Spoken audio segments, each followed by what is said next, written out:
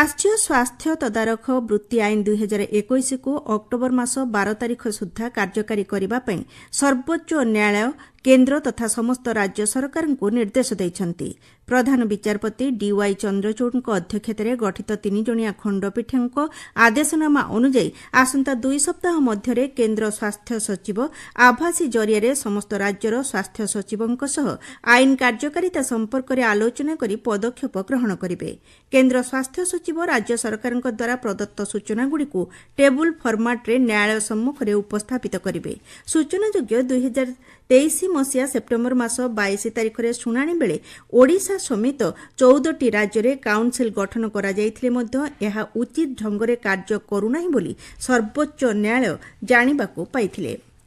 स्वास्थ्य सेवा क्षेत्र में कार्यरत डाक्तर एवं अन्यान्य कर्मचारी सुरक्षा को दृष्टि रखी विचार आलोचना करने लगी केन्द्र सरकार एक कमिटी गठन करने को प्रस्ताव देइछन्ति।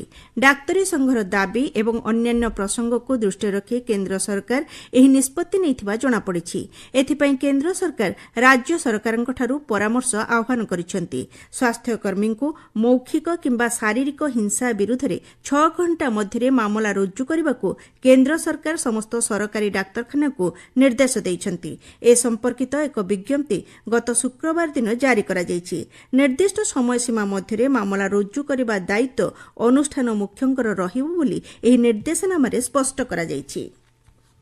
राज्य विधानसभार नवनिर्वाचित विधायक मानकर प्रशिक्षण शिविरर द्वितीय दिन में आज राज्यसभार उपाध्यक्ष हरिवंश नारायण सिंह एवं कटक सांसद भर्तृहरि महताब गणतंत्र रे गृहर कार्यकारिता नहीं विधायक मानक प्रशिक्षण देउछन्ति।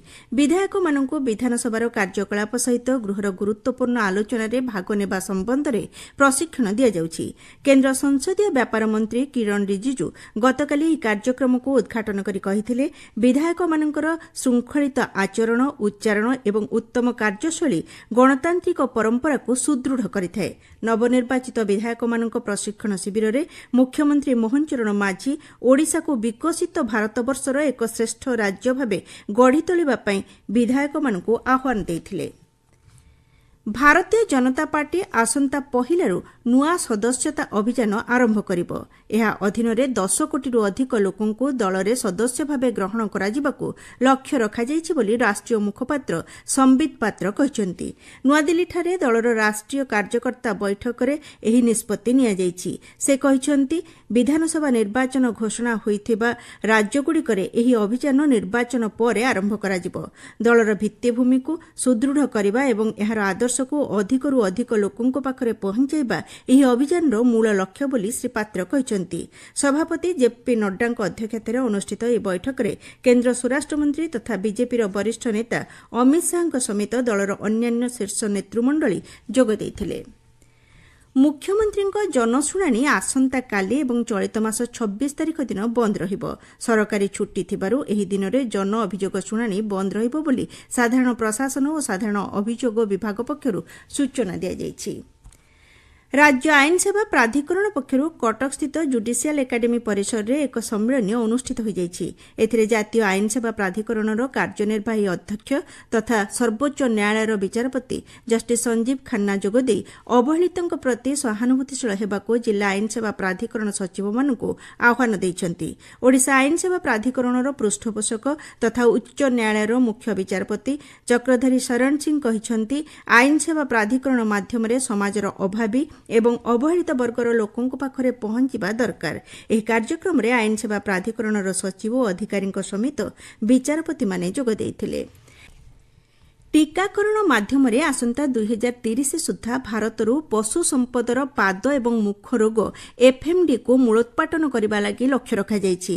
मत्स्य पशुपालन और दुग्ध उत्पादन मंत्री राजीव रंजन सिंह ए संपर्क में सूचना दे कहिसेंति भारतीय अर्थनीति पई पशु संपदर सुरक्षा गुरुत्वपूर्ण। भारत को एफएमडी मुक्त करबा पई निया जाइथिबा पदक्षेपगुड़िक उपरे से समीक्षा करबा अवसर में यह कहिसेंति। से कहिसेंति एफएमडी को प्रतिहत करबा सह पशु संपद क्षेत्रर अभिवृद्धि करबा लक्ष्य रे एही पदक्षेप निया जाउछि। आईसीएआर द्वारा विकसित एवं घरोई स्तर में एही पशु टीकार उत्पादन करा जाउछि बोली मंत्री श्री सिंह कहिसेंति।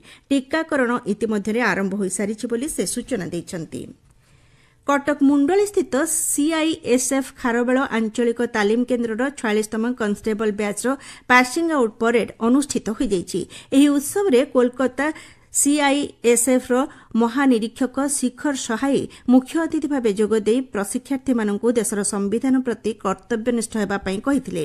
ଏହି ଅବସରରେ ସେ ପ୍ରଶିକ୍ଷାର୍ଥୀମାନଙ୍କୁ ଶପଥପାଠ କରାଇବା ସହିତ ପାସିଂ ଆଉଟ୍ ପରେଡ୍ର ସମୀକ୍ଷା କରିଥିଲେ। ସୂଚନା ଅନୁଯାୟୀ 43 ସପ୍ତାହ ଧରି 922 ଜଣ ପ୍ରଶିକ୍ଷାର୍ଥୀ ଏଠାରେ ପ୍ରଶିକ୍ଷଣ ଗ୍ରହଣ କରିଥିଲେ। ଭଦ୍ରକ ଜିଲ୍ଲା ତିହିଡି ତହସିଲ କାର୍ଯ୍ୟାଳୟ ପକ୍ଷରୁ ତିହିଡି ବ୍ଲକର 64ଟି ବିଦ୍ୟାଳୟକୁ ସ୍ଥାୟୀ ଜମିପଟ୍ଟା ବଣ୍ଟନ କରାଯାଇଛି। ପ୍ରଥମ ପର୍ଯ୍ୟାୟରେ 22ଟି ପ୍ରାଥମିକ ବିଦ୍ୟାଳୟ ଏବଂ 42ଟି ଉଚ୍ଚ ପ୍ରାଥମିକ ବିଦ୍ୟାଳୟକୁ ଏହି ପଟ୍ଟା ମିଳିଛି। ପୂର୍ବରୁ ବିଦ୍ୟାଳୟଗୁଡ଼ିକ ପଟ୍ଟା ପାଇନଥିବାରୁ ତହସିଲ ପକ୍ଷରୁ କ୍ଷେତ୍ରୀୟ ତଦନ୍ତ ପରେ ସ୍ଥାୟୀ ପଟ୍ଟା ପ୍ରଦାନ କରାଯାଇଛି। ନୂଆପଡ଼ା ଜିଲ୍ଲା ସଦର ମହକୁମାସ୍ଥିତ ମିଶନ କ୍ୟାଫେଠାରେ ମିଶନ ଶକ୍ତି ମହିଳାମାନଙ୍କ ଦ୍ୱାରା ରାକ୍ଷୀ ପ୍ରସ୍ତୁତ ହୋଇ ବିକ୍ରି କରାଯାଉଛି। ମହିଳା ସ୍ୱୟଂ ସହାୟକ ଗୋଷ୍ଠୀଙ୍କୁ ଆତ୍ମନିର୍ଭରଶୀଳ କରାଇବା ପାଇଁ ଓର୍ମାସ୍ ପକ୍ଷରୁ ସେମାନଙ୍କୁ ତାଲିମ ଦିଆଯାଇ ଅତ୍ୟାଧୁନିକ ରାକ୍ଷୀ, ଚାବିରିଂ, କପ୍ ଆଦି ତିଆରି କରି ବିକ୍ରି କରାଯାଉଛି। ଆଗାମୀ ଦିନରେ ଜିଲ୍ଲାର 5ଗୋଟି ବ୍ଲକରେ ଓର୍ମାସ୍ ପକ୍ଷରୁ ଦୋକାନ ଖୋଲାଯିବ ବୋଲି ଜଣାପଡ଼ିଛି। ପେରୁର ରାଜଧାନୀ ଲିମାଠାରେ ହେବାକୁ ଥିବା 20 ବର୍ଷରୁ କମ୍ ବିଶ୍ୱ ଆଥ୍ଲେଟିକ୍ ଚାମ୍ପିୟନ୍ସିପ୍ରେ ଓଡ଼ିଶାର କ୍ରୀଡ଼ାବିତ୍ ବାପି ହାଁସଦା ଭାଗ ନେବେ। ଚଳିତ ମାସ 27 ତାରିଖରୁ 31 ତାରିଖ ପର୍ଯ୍ୟନ୍ତ ହେବାକୁ ଥିବା ଏହି ଚାମ୍ପିୟନ୍ସିପ୍ ପାଇଁ 43 ଜଣିଆ ଦଳ ଘୋଷଣା କରାଯାଇଛି। ଏଥିରେ ପୁରୁଷ ବର୍ଗରେ 23 ଜଣ କ୍ରୀଡ଼ାବିତ୍ ଅଂଶଗ୍ରହଣ କରିବେ।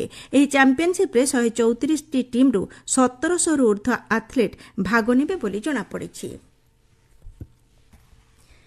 ଓଡ଼ିଶା ରାଜ୍ୟ 9 ବର୍ଷରୁ କମ୍ ଚେସ୍ ଚାମ୍ପିୟନ୍ସିପ୍ ଗତକାଲିଠାରୁ କଟକ ଗୋପାଳପୁରସ୍ଥିତ ଏକ ଘରୋଇ ସ୍କୁଲ ପରିସରରେ ଆରମ୍ଭ ହୋଇଛି।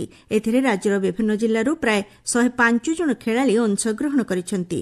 ଉଦ୍ଘାଟନୀ ଉତ୍ସବରେ ମନୋଜ କୁମାର ପଟ୍ଟନାୟକ ଏବଂ କ୍ରୀଡ଼ାବିତ୍ ଅନୁରାଧା ବିଶ୍ୱାଳ ପ୍ରମୁଖ ଯୋଗ ଦେଇଥିଲେ।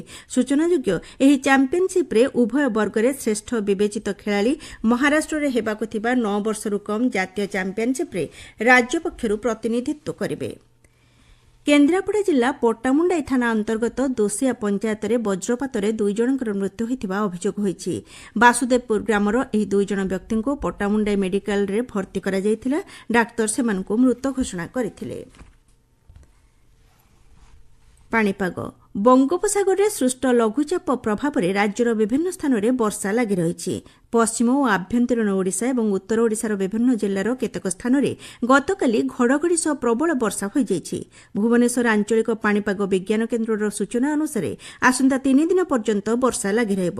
ଆସନ୍ତା 24 ଘଣ୍ଟା ମଧ୍ୟରେ କୋରାପୁଟ, ନବରଙ୍ଗପୁର, କଳାହାଣ୍ଡି, ରାୟଗଡ଼ା, ଗଜପତି, ଗଞ୍ଜାମ, ସୁନ୍ଦରଗଡ଼, କେନ୍ଦୁଝର, ମୟୂରଭଞ୍ଜ, ଯାଜପୁର, ଭଦ୍ରକ ଏବଂ ବାଲେଶ୍ୱର ଜିଲ୍ଲାରେ ପ୍ରବଳ ବର୍ଷା ନେଇ ପାଣିପାଗ ବିଭାଗ ପକ୍ଷରୁ ସତର୍କ ସୂଚନା ଜାରି କରାଯାଇଛି।